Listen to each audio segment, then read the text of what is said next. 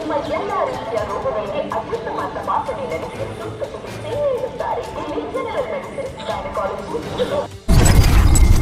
ಭದ್ರತೆ ಒಳಗಡೆ ಸಮಸ್ತ ನನ್ನ ಬೀದರ್ ತಾಲೂಕಿನ ಜನ ಸ್ವಯಂ ಪ್ರೇರಣೆಯಿಂದ ಬಂದ್ ಕರೆಗೆ ಸಹಕರಿಸಿದ್ದಾರೆ. 100% ಬಂದ್ ಕರೆಯನ್ನು ಯಶಸ್ವಿಯಾಗಿ ಹೊರಹೊಮ್ಮುತ್ತಾ ಇದೆ. ಜನ ಎಲ್ಲ ಇದರಿಂದ ಸ್ವಯಂ ಪ್ರೇರಣೆಯಿಂದ ಒಪ್ಕೊಂಡು ಅವರವ್ರ ಅಂಗಡಿ ಮಾಲೀಕರಿರ್ಬೋದು ಮತ್ತು ವಾಹನ ಚಾಲಕರಿರ್ಬೋದು ಮತ್ತು ಯಾವುದೇ ಅಂಗಡಿ ಮುಗ್ಗಟ್ಟುಗಳನ್ನು ಬಂದ್ ಮಾಡಿಕೊಂಡು ನಮ್ಮ ಬೀದರ್ ಬಂದ್ ಕರೆಗೆ ಒಗ್ಗೂಡಿ ಕಾರ್ಯಕ್ರಮ ಇಲ್ಲ 12 ಗಂಟೆಗೆ ವೇದಿಕೆ ಅಂತ ಒಂದು ಎಲ್ಲ ಮುಖಂಡರು ಬೆಂಬಲ ಸೂಚಿಸಿದ್ದಾರೆ.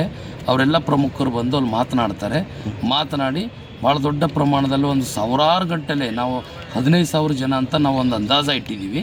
ಅದಕ್ಕೆಲ್ಲ ವ್ಯವಸ್ಥೆನೂ ಮಾಡ್ಕೊಂಡಿದ್ದೀವಿ. 100% 15,000 ಜನ ಸೇರುವ ನಿರೀಕ್ಷೆ ಇದೆ.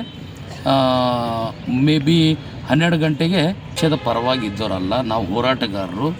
ಅದು BJP ಇರಲಿ ಅಥವಾ ಕಾಂಗ್ರೆಸ್ ಇರಲಿ JDS ಇರಲಿ, ನಾವು ಪಕ್ಷೇತರ ನಾವು ಯಾವುದೇ ಇದರೊಳಗಡೆ ಮಾತಾಡೋಕ್ಕೆ ಹೋಗಲ್ಲ.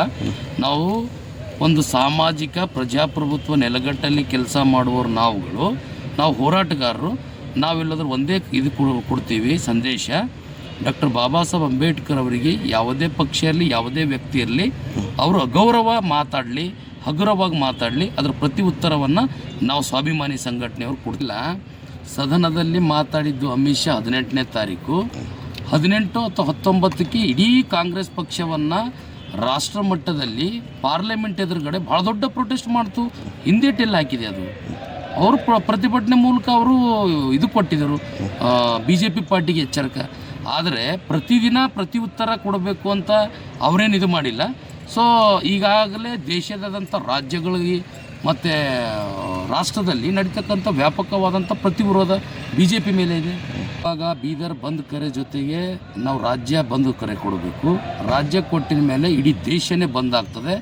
ಆವಾಗ ಅವ್ರಿಗೇನಾದರೂ ಒಂದು ಆ ಕೊಳಕು ಮನಸ್ಥಿತಿಯನ್ನು ಒಂದು ತಿಳಿಸ್ಕೊಂಡು ಇಡೀ ದೇಶದ ಜನಗೆ ಕ್ಷಮೆ ಕೇಳಿ ಅವ್ರು ರಾಜೀನಾಮೆ ನೀಡದೇ ಇದ್ದ ಪಕ್ಷದಲ್ಲಿ ಈ ದೇಶವ್ಯಾಪ್ತಿ ಭಾಳ ದೊಡ್ಡ ಉಗ್ರವಾದ ಹೋರಾಟವನ್ನು ನಾವು ದೇಶ ಬಂದ್ ಕರೆ ಕೊಡಬೇಕಾಗ್ತಂತ ಬೀದರ್ ಇಲ್ಲಿಂದು ನಾವೊಂದು ಸಂದೇಶ ಕೊಡೋಕ್ಕೆ ಬಯಸ್ತೀವಿ. ಓಕೆ ಸರ್, ತಮ್ಮ ಹೆಸರು? ಉಮೇಶ್ ಕುಮಾರ್ ಸಾರಳ್ಳಿಕರ್, ಸ್ವಾಭಿಮಾನಿ ಡಾಕ್ಟರ್ BR ಅಂಬೇಡ್ಕರ್ ವಾದಿಗಳ ಹೋರಾಟ ಸಮಿತಿಯ ಇವತ್ತು ಬಂದ್ ಕರೆಯ ಅಧ್ಯಕ್ಷರು.